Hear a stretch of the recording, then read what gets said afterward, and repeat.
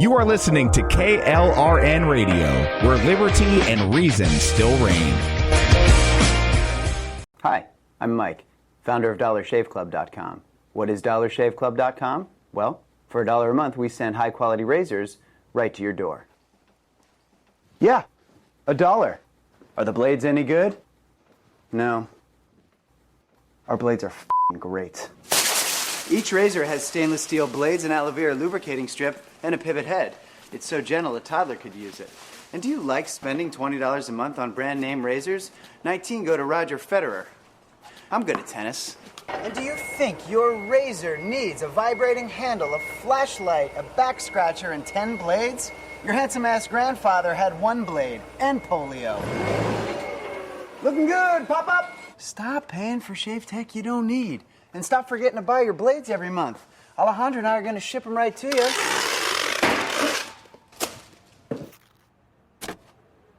We're not just selling razors, we're also making new jobs. Alejandro, what were you doing last month? Not working. What are you doing now? Working. I'm no Vanderbilt, but this train makes hay. So stop forgetting to buy your blades every month and start deciding where you're going to stack all those dollar bills I'm saving you. We are DollarShaveClub.com, and the party is on. I know karate, I know jiu-jitsu, I drive like a gangster when I'm coming to see you, see you, see you, see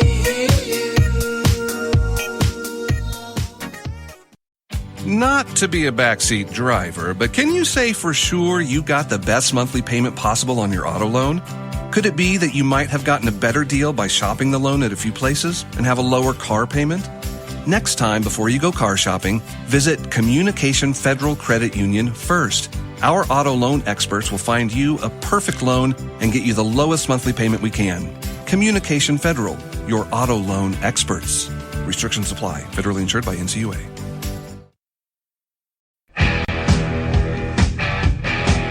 KLRN Radio has advertising rates available. We have rates to fit almost any budget. Contact us at advertising@klrnradio.com.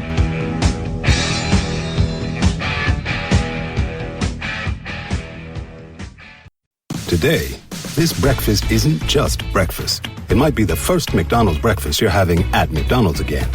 This lunch might be a weekly tradition you hadn't had in weeks. And this dinner might be the first one you bought for not just you in a while. Whatever this order is for you, McDonald's will be here to take it. Get more of the chicken you love with a delicious McChicken sandwich for $1. And for an extra buck, add a refreshing Dr. Pepper. Dining rooms are starting to reopen in certain communities at participating McDonald's. Cannot be combined with any other offer or combo meal. In uncertain times, we could use someone to lean on. Blue Cross and Blue Shield of Oklahoma will stand by you with plan options to fit your budget. If you've recently lost your job, had a baby, or moved, you can still get the healthcare coverage you and your family need. Financial help may be available for those who qualify. Call 855-452-BLUE or visit hereforyouok.com to see if you're eligible to enroll. Blue Cross and Blue Shield of Oklahoma, a division of Healthcare Service Corporation, a mutual legal reserve company. The following program contains coarse language and adult themes. Listener discretion is advised.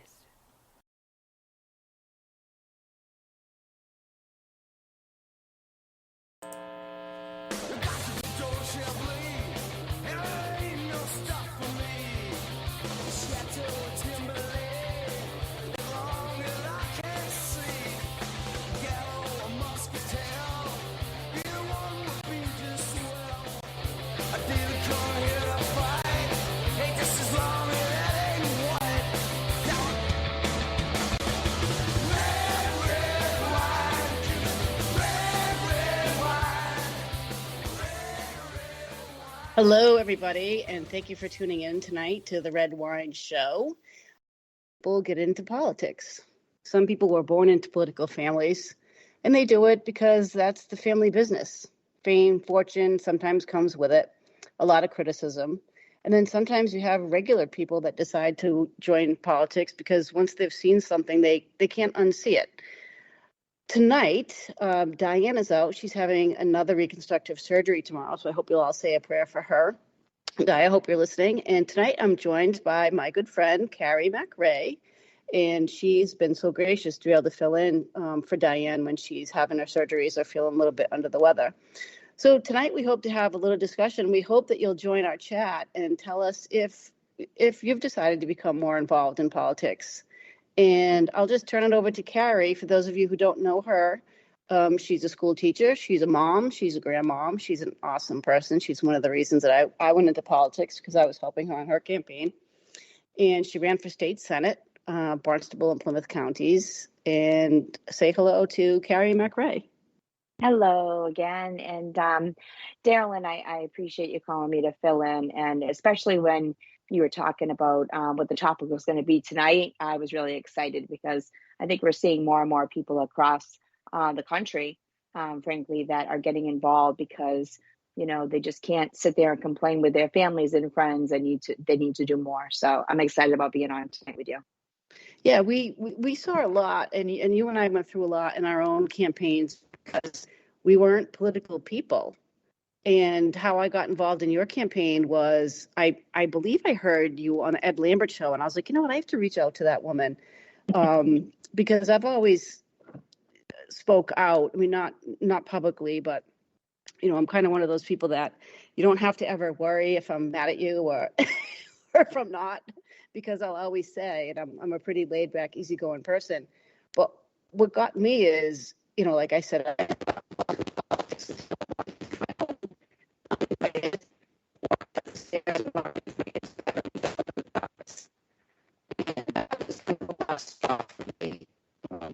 when I didn't have any control over, what they were being taught and what they were being exposed to at such a young age.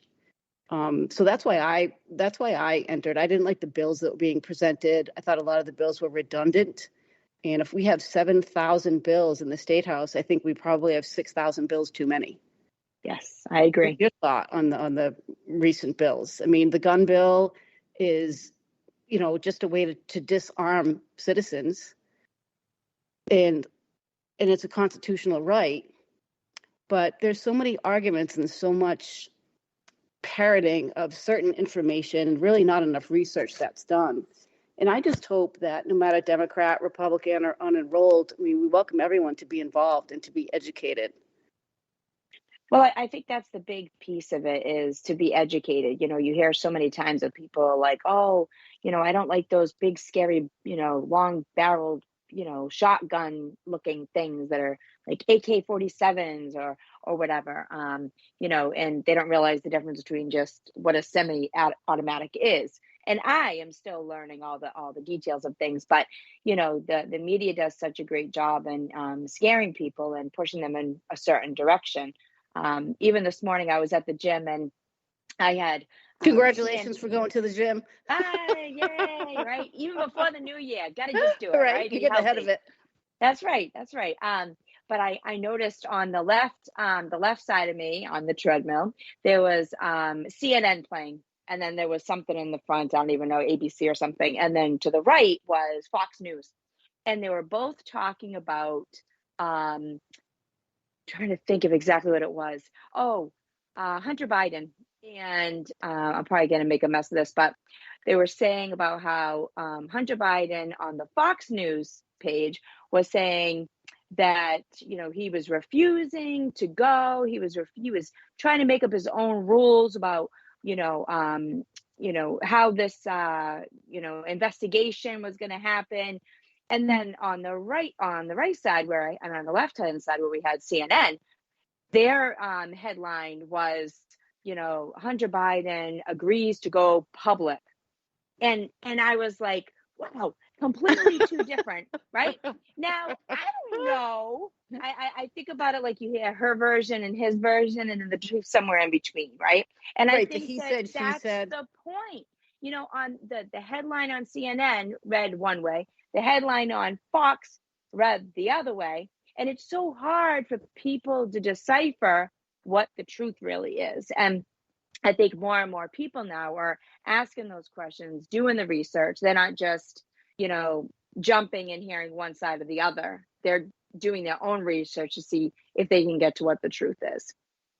Well, I like I said, I was never really involved in politics, but I was always brought up No, but I mean, actually, my dad, God bless him, was a Democrat, and people find that hard to believe. But one thing, but he wasn't someone who spoke up, easily. Like, he wasn't a dissenter. He was a military guy, and it was the military way. And even if a doctor told him X, he would never get a second opinion because that generation just didn't do that. He was born in 1927.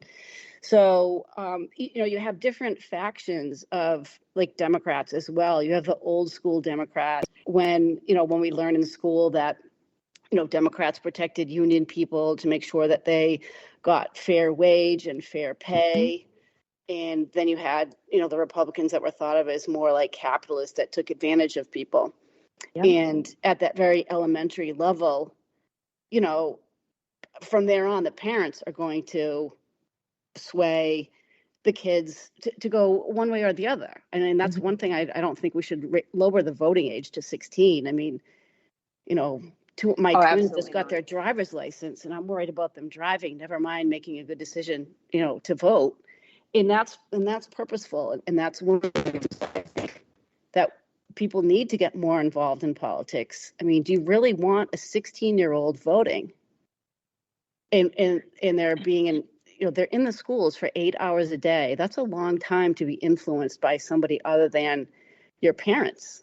Well, and I think that the biggest problem I see with it is if you look at as a teacher, I can tell you, when you look at the teachers' unions and you look at, what's that? I can't stand that.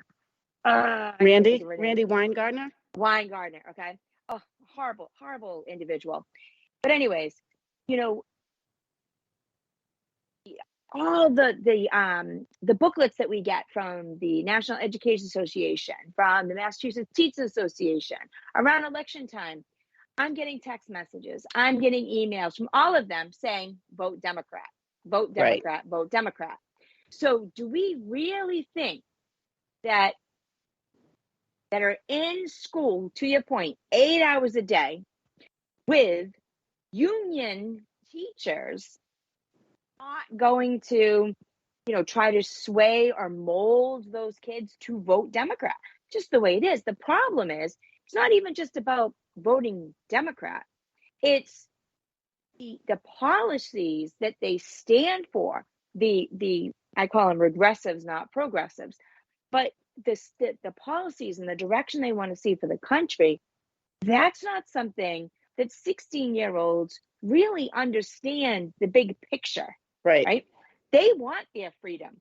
I mean, when you're a teenager, you don't want anybody telling you what to do. You want to be able to do whatever you want. Well, the Democrat and you think you Party should. Is the polar exactly, right? Absolutely. Well, look at the scam that Biden pulled. Oh, we're going to pay off all your student loans.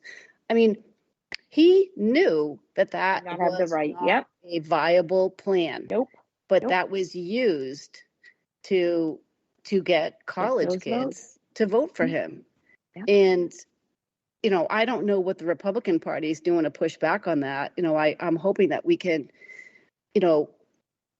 parallel some common sense along. But in this state, everyone says that we're a blue state. We're really not a blue state. We're really an unenrolled state. Yep. And what we really need is, I still know some people to this day that say, I'm not going to vote. My vote doesn't mean anything. Well, it definitely doesn't mean anything if you don't vote. Yep. I understand why people are discouraged. I mean, I still don't understand why, how Biden got more votes than the first Black president of the United States. But that's something that, Well, not even that, but he got more votes than the first Black president. But he also lost 5 times or 4 times. Right. Tried to run. So how do you go from running to 4? I don't want to misspeak. I think it was 4 times, right? He made a bid for president. Well, I guess, it depends who's behind you pushing, and I'm guessing that what's behind him is Obama. And the other thing is, how do these people go from, like AOC, go from being a bartender to being a multi-millionaire? And it's turned more about greed and chaos and a lifelong commitment to backroom deals. Mhm. And, we've seen this on Cape Cod with the unwritten rule is where elected Republicans refuse to support Republican candidates against incumbent Democrats is because I think they have a deal with the Democrats. Oh, I do agree with that, but I also see that, I've had a couple of different conversations with Representative Exaros, and you know, based on the conversations I've had with him recently and the things that I've seen, I think that he's kind of standing up and saying, you know what, no, this isn't right. He sees what's going on with, obviously the gun bills. He sees what's going on with quite a few things, the immigration, and him having a stance and speaking out about it. His Democrat, colleagues. He's now having somebody that they're putting somebody up against him, right? Julian Sear, I believe, put someone to run up against him. Yeah, Owen Fletcher, who's a Black Harvard lawyer. I'm not really sure where he's from, but not funny, haha. But the thing about that is, I asked Tim Whalen, who was a state rep, and he was running for sheriff, if he would support me, and he said no, and told me that there was an unwritten rule, and that's how I found out about the unwritten rule. And then the state committee woman, Judy Crocker, was actually called in on WXTK and admitted that she followed it. And, I think had I known that was that rule there, I don't know that I would have asked people to donate to me and I would have spent the money and the time doing it. But I don't agree. I think you should have the best candidate and know who your candidates are, know them financially, know their family connections, know about their mortgage, know about their debt, know about their education. And that should all be public record. We should know if someone graduated from college or, what their income is and what they make at their job and what their financial stability You're right. is. People need to do the research. Look at that Santos character, right, from New York. I mean, that was so embarrassing, as not just as a Republican, but as somebody who tries to not be cynical and think that people who stand up and want to represent, at least go in the door trying to be, that they're honest people and hopefully they don't get, corrupted or whatever. But you look at somebody like him and it was like, oh my gosh. But you know what? I blame the people that didn't do the research on the person that they were electing. He proved, without a doubt that people just check a box, whether it's an R or a D, it didn't matter. That's not the way it's supposed to be. And I think, part of it is on us as candidates. I'm excited about running again in 24. And, I am dedicated to making sure that I have as many conversations with people as I can so that they know that if they do decide to check the box beside my name, that at least they know what I stand for. And I will be open with them and honest about my positions on things. But furthermore, when you get elected, you are supposed to be representing the constituents. So I might not agree with everything that the majority of the constituents in my district but you're bound to vote the way that they want you to vote. That's right. And I do applaud Rep. Exaros for standing up now, but he's made some other votes in the past where he said, well, even if I voted, my conscience, it wouldn't have made a difference. And I say, then vote your conscience.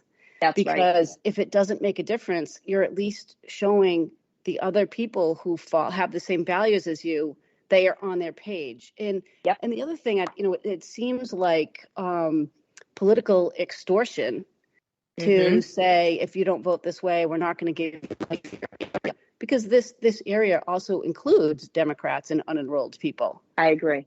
And, a lot of things go on behind the scenes. And once you know what the corruption is or how it works, once you see it, you can't unsee it. And it's very difficult when someone will say to you about, another candidate, I think this candidate is great. And something about that candidate that is, is different than their public persona. Yeah. You know, you have to say to yourself at some point is, okay, do I keep this to myself or do I say it? Mm-hmm. And I chose to say it. I didn't know about the unwritten rule, but when I found out about it, you know, I said, wow, okay, so it's not just me. Yep. It's that these people have their own fiefdom where these people that represented them knew what the deal was and knew what the votes were, and they were going to protect these people. It's just dead wrong. It is, and you're supposed to represent everyone.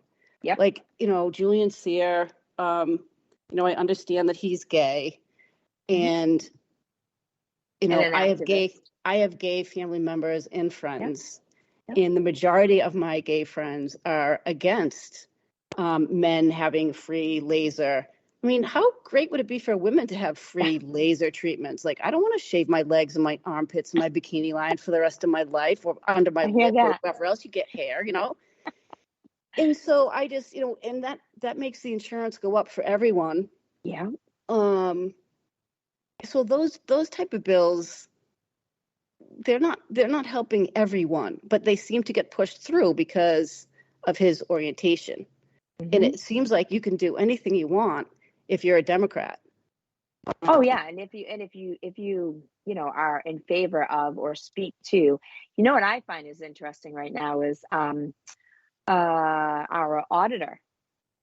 You know what? I'm sorry, she's my favorite Democrat right now. I think she's got the Republican blood in her, because she, you know, I had a friend who ran, and I didn't know that he was Republican or whatever that he was Democrat, sorry.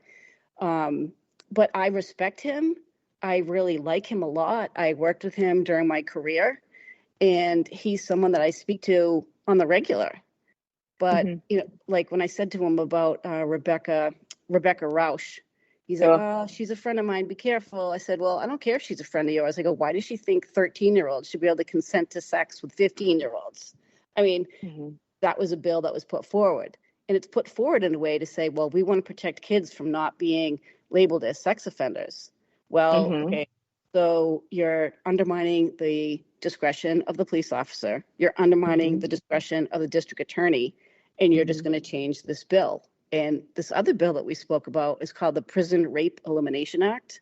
And that is to protect people from getting raped when they go to prison. So all sex is considered illegal in prison, because that way, if you catch people, I mean, and the guards know who's a couple and who isn't a couple. But I don't want my son or my daughter to prison and be raped, and then they have to defend themselves that it was not consensual. Yeah.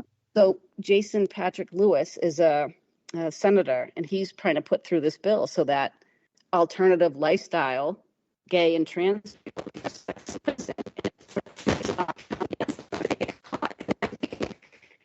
protecting people. You obviously don't understand what the prison rape elimination law is. There's other things that you can do in prison, but no one is supposed to be having sex, and that's a protective law. It's a federal law. So why would you want to circumvent that? So how do these people get into office, and who looks at these bills? Like, does anyone actually look at the bill and say, you know what, we have a contrary federal bill called the Prison Rape Elimination Act, Jason, we might not want to put that forward. Yeah, exactly. And I think that's, you know, that's the other part of the problem is when citizens and you know, regular lay people like me and you start to look at things and start to question things, and we might have different candidates or different representatives that we're like, wow, you know, I really like what that person's doing. And then to your point, you find something like, well, why did they vote in favor of that? Or why didn't they vote against that? I think it's because they kind of just go along to get along once they're in there. Now, I think that part of it is, you know, maybe you're a newer senator or a newer representative, and you're still trying to, you know, get your feet wet, right? The last thing you want to do is go in and then get booted out because you caused too many, you know, you asked too many questions and you caused too much of a rift. Because I disagree. I'd be happy to be a one-term senator. I understand. And I can see that point too, but I can also see the value of in there and making sure that you ask the questions, that you be respectful, you fall back Of on course. the Yes. candidate, on, hey, I'm doing this for my citizens. I'm doing this for my citizens. Yep. There's a way to go about it without Of saying, course it's going to be hey, what the heck? respectful. Yeah. Yeah, no one's going to be like that. I mean, we all believe in political decorum. Of course, we all need to follow the laws and the rules of dissent, respectful dissent. But I think respectful dissent somehow has gone by the wayside because, like I had a conversation with someone who is a devout Democrat a couple days ago. And he was like, "Oh, you're a Trumper. I looked in your page. You're a Trumper." And I was like, "Okay.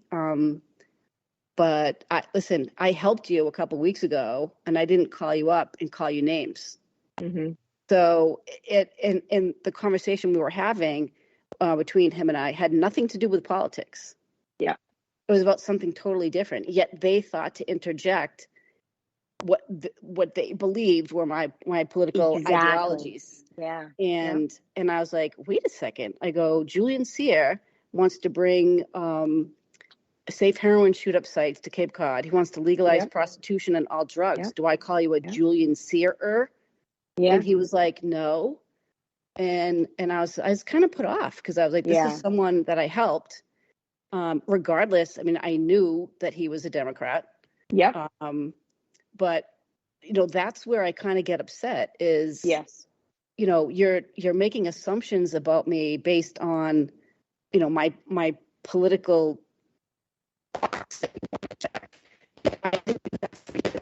You were someone in need and I helped you regardless. I knew you were a hardcore Democrat, but I helped you anyway. And then you come back and insult me. So that's where I kind of am like, if someone who helps you and then you're going to draw a line and call them names, that's when the topic had nothing to do with politics. Yeah. And that's, I think, the vitriol that we have. And, and he said, I'm all for from again. And I was just like, wow, okay. But that's not what we were talking about. Exactly. Yeah. So how do people try to, I mean, some people, when I door knocked, I got a wrong door every once in a while and got a Democrat person. And I was just exhausted one time. And I remember this woman, she was very wealthy. She wagged her finger at me and was like, you need to knock on doors between 1 and 4 p.m.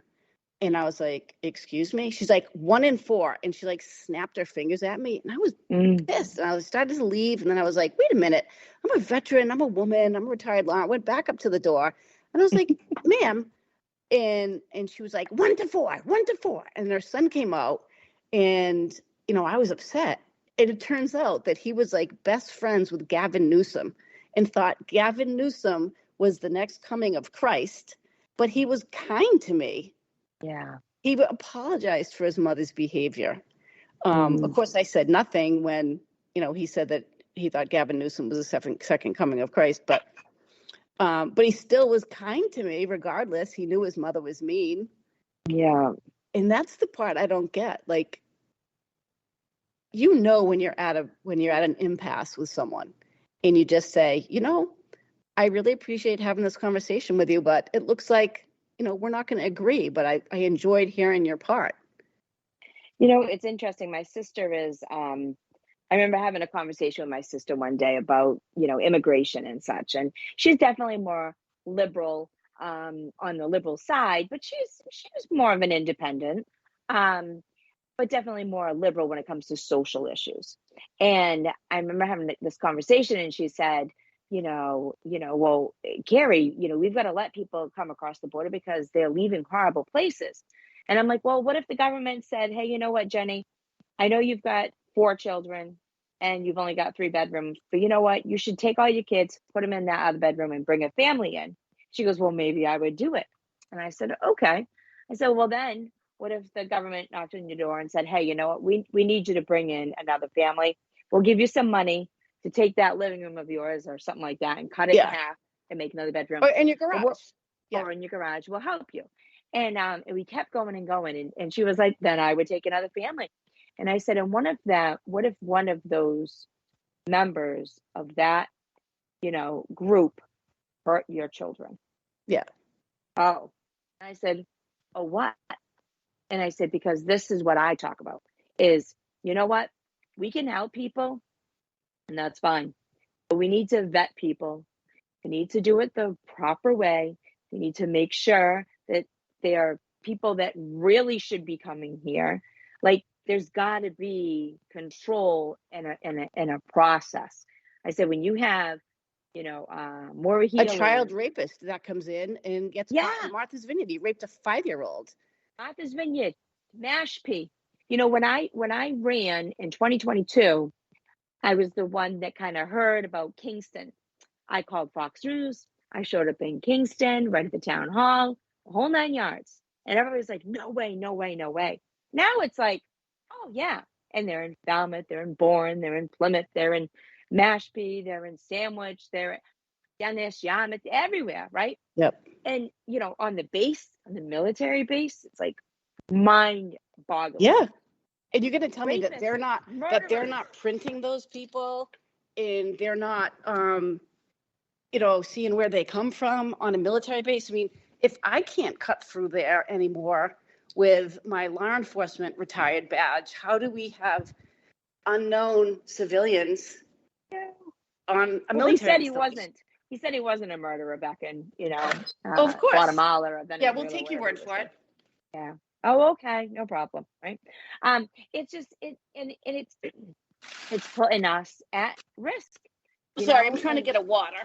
Oh no, sorry. And it's putting us at risk and our children at risk. And furthermore, we have a capacity problem. It's not even like we at least had the room. It's not even like we had the room for more people. We don't have the room for any more people. But instead of helping to resolve that, the answer is, well, just keep bringing them in.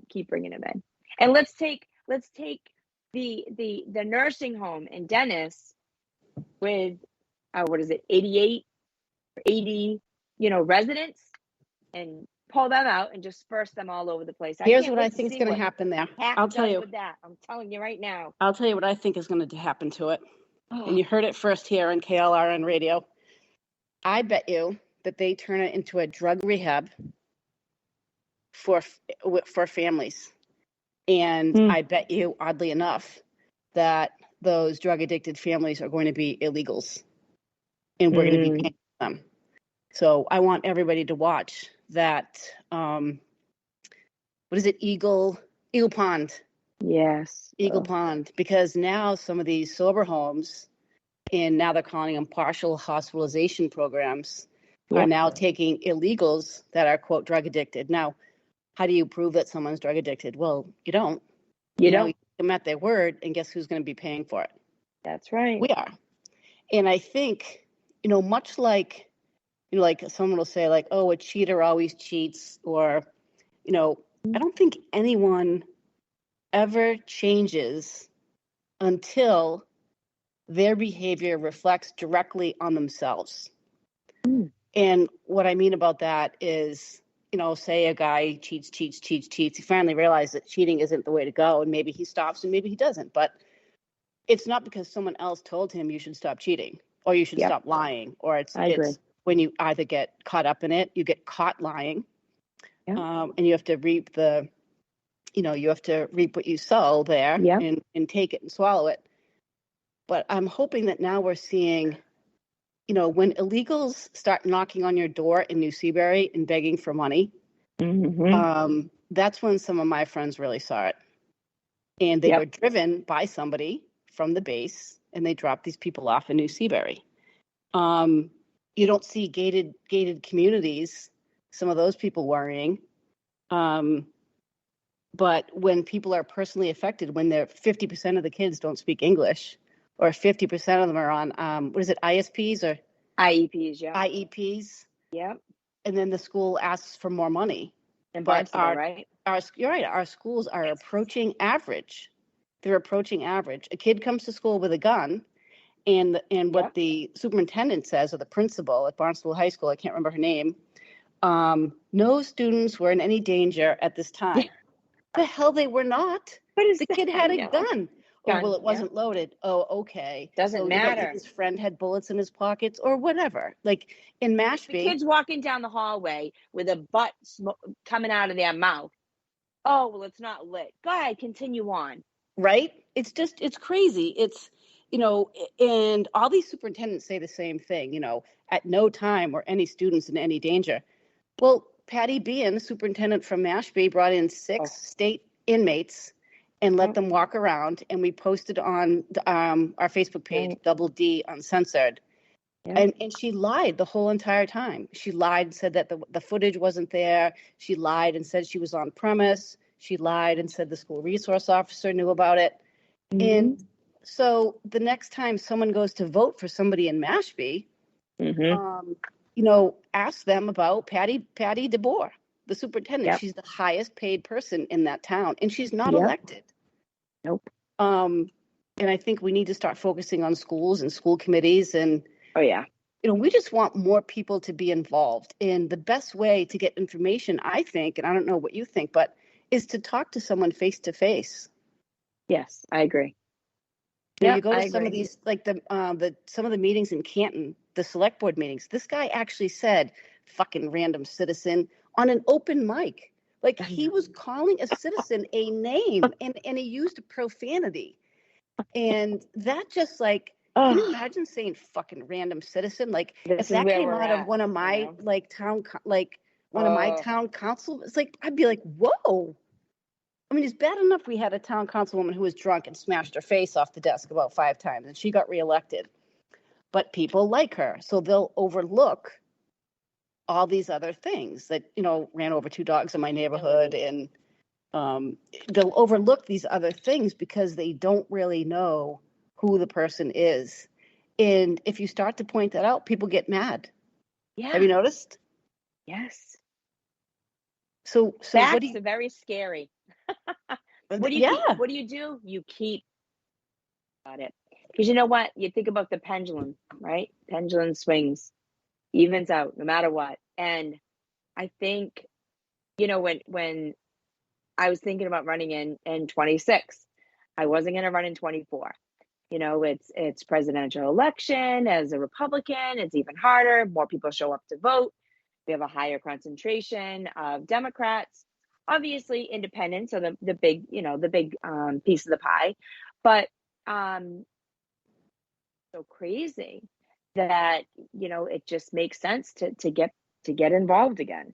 It's it's something that's what I said before was I'm running for state committee on Cape and Islands here, and the state committee, in case any of our listeners don't know, it's a volunteer position.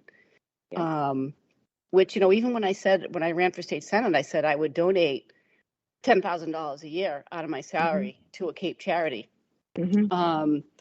because it's not about the money so much as it's about my kids' future now. Yep. If I drive by someone in a field with a mask on playing lacrosse, I'm like, what the hell's going on? My kids are like, it's okay. I'm like, it's not okay. It's not. I agree. And they don't want to hear about politics because to them it sounds like a lecture, And then you have other people in the family that are like, well, I don't want to put your sign on my property because I don't want to get involved in political chatter.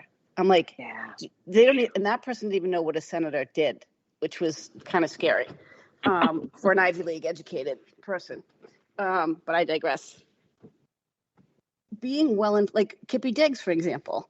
I talked about Kippy Diggs and how, a warrant was issued, a complaint was made by his wife that she smacked him around. That he smacked her around. Like, yeah, why are you? And I said, I have the report.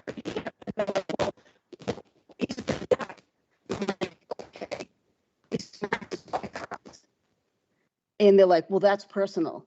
And I said, well, everything's personal when you're in politics. It's all, I don't mean personal, but your whole life, you can expect it to be exposed. Yep. And absolutely. And I was like, hey, that's why I thought I'll run. I don't have any skeletons in my closet. and you do get picked apart. Like you got fired. Yeah, I got fired. I mean, geez, look at even when I ran, we were dealing with some family matters and, very important with children involved. And, I had people coming at me left and right, even some, distant family members, estranged family members. Yeah. And it's like, wow, like what is going on? I think they even came after you. Yes. It's people get when people don't have the whole story, not educated on what's really going on. And I don't mean by my mother used to say to me, hey, this is my opinion, but go find out for yourself. Right. Up yourself, right? She would give me her opinion. And sometimes I'd be like, oh my gosh, yeah, my mom's crazy. I don't know what she's talking about.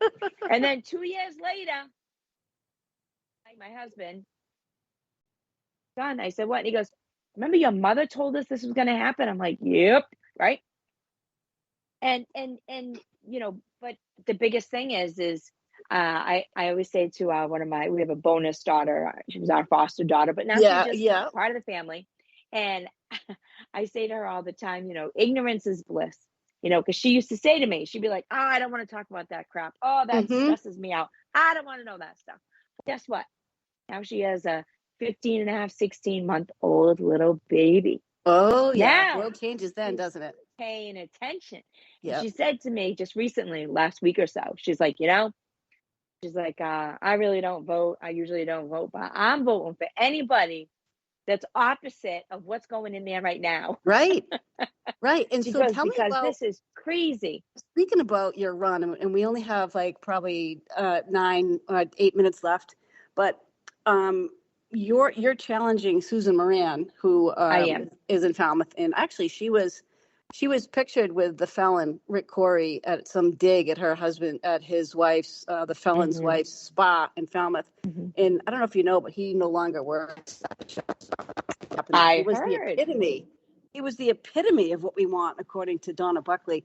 But so Susan Moran was scheduled to meet with her constituents, and she didn't show up. What happened there? So I heard, obviously, a couple of people sent me messages and, hey, you're going to this event, but I work full time, so I could not make the meeting. But basically, there's some, in Massachusetts, abortion, right? We have some quote unquote, guidelines, restrictions. And Sue Moran has, added her name to a bill that would expand on it and expand to, no age requirements and all these other things. And I don't want to get into the whole. And not to mention the whole pot thing for kids in school. She's for that. Oh, as yeah, well. kids and but kids that's and, a whole other show. Whole another show, right? But so the crutch of it was there were some people that were really concerned, some very involved citizens, Christians and such. Not Christians, oh my God. Right. And they wanted to sit and explain to her why they really felt, look at this before she moves forward and puts her name on a bill like this. That's what the crutch of the meeting was. So they asked for a meeting. She agreed. Evidently, somebody that was a politician years ago, Democrat, passed away. Very sad to say. 65 years old, from what I understand. Way too young. Yep. Very young. And, no matter the politics, he was dedicated right to trying to make things better. Perspectives. You have to admire people's dedication if they truly believe what they believe, even if it's the right thing. Yep, I agree. 100% agree with you there. Absolutely 100%. And long and short of it, you cut out. She didn't show up. The long and short of it was that she canceled the day before and said she would have her aide there to have the conversation. Well, it wasn't a conversation. It was the 50 or so people that were in attendance over at Cottage Park in her office spoke their mind, gave their points of view, why they were concerned, with children, being able to do this without any guidance from a family member, so on and so forth. And that's where it was left. And you made a very point that in the event that she did go to that, celebration of life. So it wasn't, he had died. He had died a He year had earlier. No, I think he had died recently. I think Oh, he had okay, died okay. somewhat recently. But it was a celebration of life Okay. that was going on for him. Evidently, at the same time that she had this meeting with her constituents. And If I you die, made a please good don't point. call it a celebration of life. Could you just call it a party? Please. But you made a good point earlier. We were talking about how she had a choice to make, to attend Well, that. she made a commitment to those people. Yes, to those people. And she made a commitment, and I think what she should have done is honored that commitment made to the celebration of life. I agree. It was an hour. It was an hour-long meeting that they had to speak with her. And my personal opinion is, you know what? You commitment to your constituents who you're supposed to serve now, and then there and you say, I apologize for being late, but I had a meeting with some concerned constituents. Yep. And who would ever push back on that? You know what we should have done is we should have gone to that, and you could have answered their questions. I know. For Susan Moran. I feel, I just feel really bad because they honestly were very optimistic because they felt like at least she was going to listen to them. Correct. Yes. Yeah. And, we have, I have a friend who she's on Facebook. It's the Wholesome Truth Project. And her name's April, and she does a lot of legislative research for a group that we belong to, MAFA, Make Americans Free. It's against medical tyranny. And, she has sat down with quite a few politicians and changed their minds. Yeah, and, that's awesome. We don't go in there like gangbusters. We just go in there and state a case and have a conversation. And I think that's half the battle. Is when people are willing to listen. Like I recently helped a candidate who said to me, no matter which Republicans help me, the other Republicans have something bad to say about them. And I said, well, I haven't said anything bad about them. I mean, it's too bad that we have a divided Republican Party. That we have some that want to do the right thing and some who want to make a turn a profit. And I think it's that way in politics. I don't know if anybody comes out the way they went in, even if they lost or had a bolt broken on them so that they couldn't really get all the voters there. But once you see, you get a peek into what kind of corruption it is, and you look on OCPF, and if anybody doesn't know what that is, it's OCPF.com. It's the Office of Campaign Finance, and you can put in your candidate's name or your senator's name or anyone who's fundraising as a politician, and you can see all the people that donate to them, like who belongs to Big Pharma, who's a doctor, what hospitals donate to that person. And then you go and look at when they vote. I mean, if you're this dedicated and you see how the money pours in before a vote. Yep. And you start to wonder, like, if someone has $300,000 in their campaign, fund, how do you beat that person? And you beat that person by having active state committee people, by having volunteers, by having door knockers, people that are committed to even giving an hour of their week. Yep. And that's all we're asking. And even an hour a month, if people can just find out who your candidates are, like look into them, watch a town meeting, go to a town meeting. Yeah. Especially now, everything's on Zoom, right? So that's one positive about what's going on now is you can attend quite a few different meetings. You put your earbuds in, you'll listen to the meeting, you'll listen to what they're talking about. And that kind of gives you a gauge as to the direction that your local politicians are doing, and it kind of bubbles up from there. So I like to go in person only because you get to see that their facial expressions, and you can see the disregard. That what I'm saying though too is I think because so many things now are televised and so many things that way, you can catch it at 10 You don't have o'clock an at night. excuse, If you right? couldn't get there before, you couldn't get there at 5 o'clock or you can't get to a meeting at 3 o'clock in the afternoon or 10 Right. o'clock in the morning with the planning board because we work. Yeah. The point is, those are all now televised. So you can see what's going on, even if it's after, but it's before they're going to have a vote the next meeting, Right. that kind of stuff.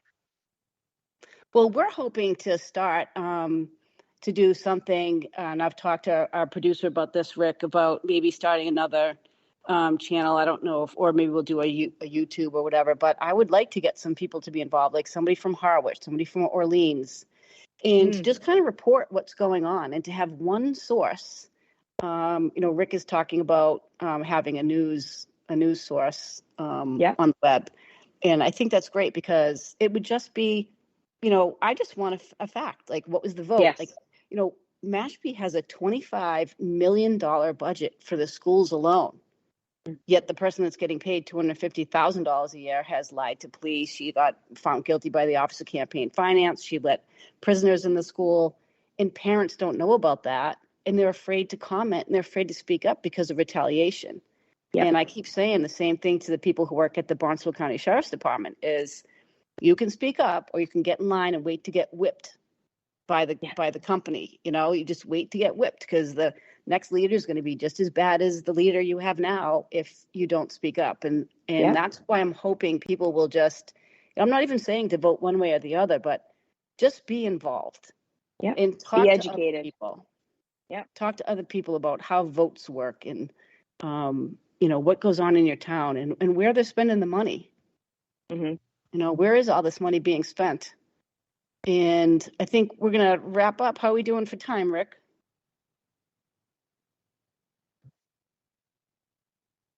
Oh, great. So some of the things that I would like people to look into are the Airbnbs and the sober homes in their communities.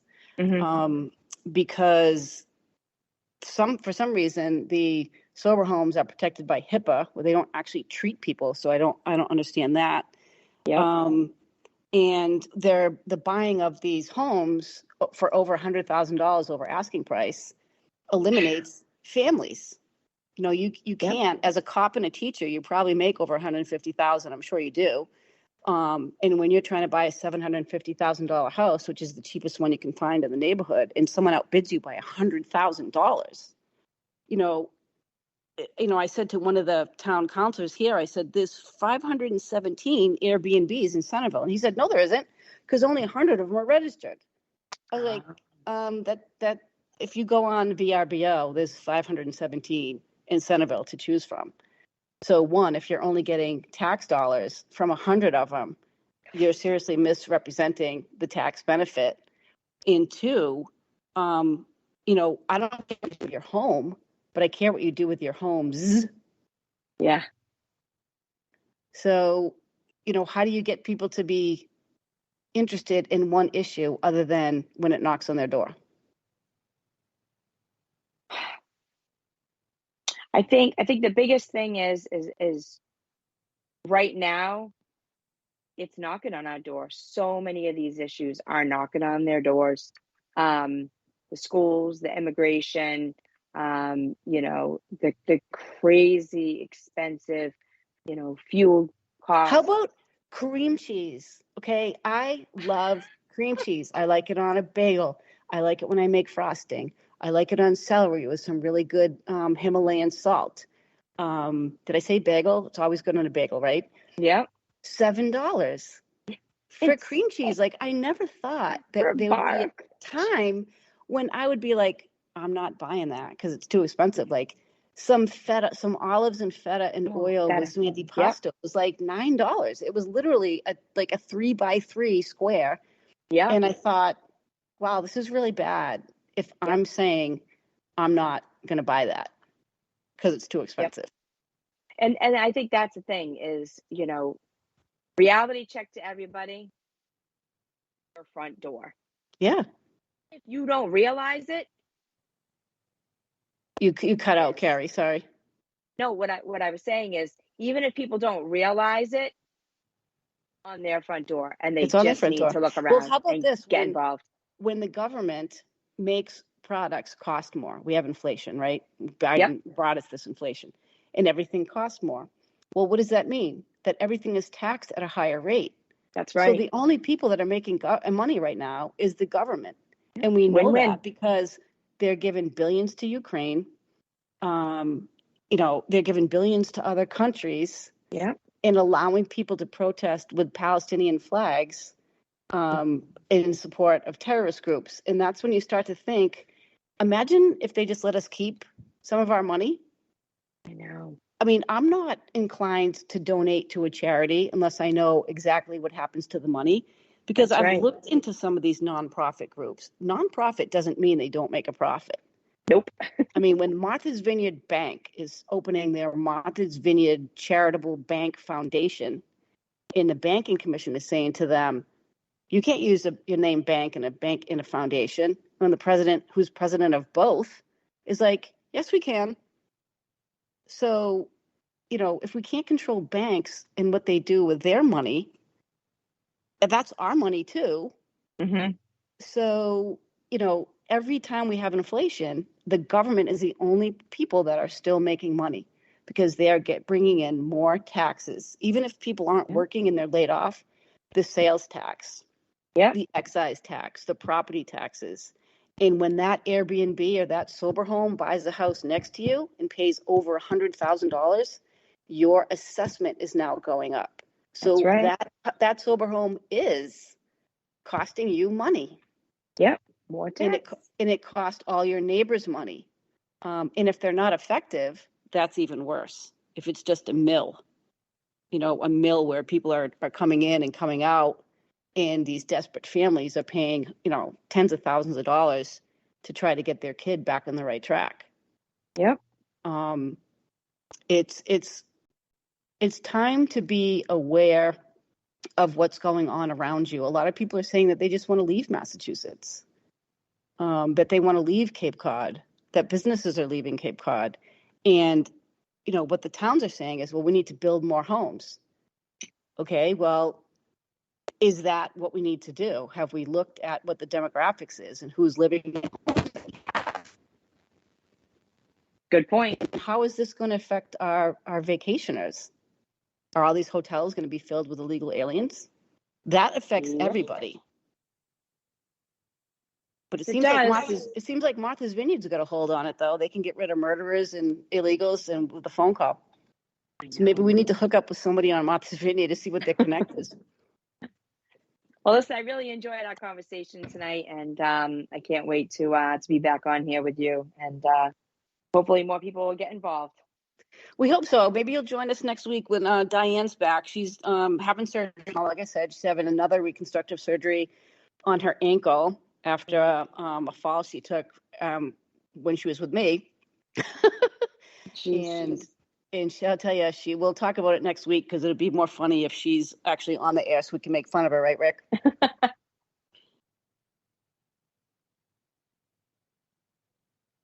Exactly.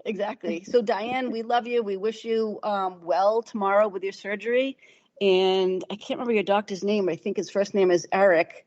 But she's having the surgery in New Hampshire. So please, everybody, say a prayer for her. Thank you to Carrie McRae for coming to us. And thank you for awesome, super cool executive producer, Rick Robinson. And we hope that you guys will tune in and listen to us next week. Thank you.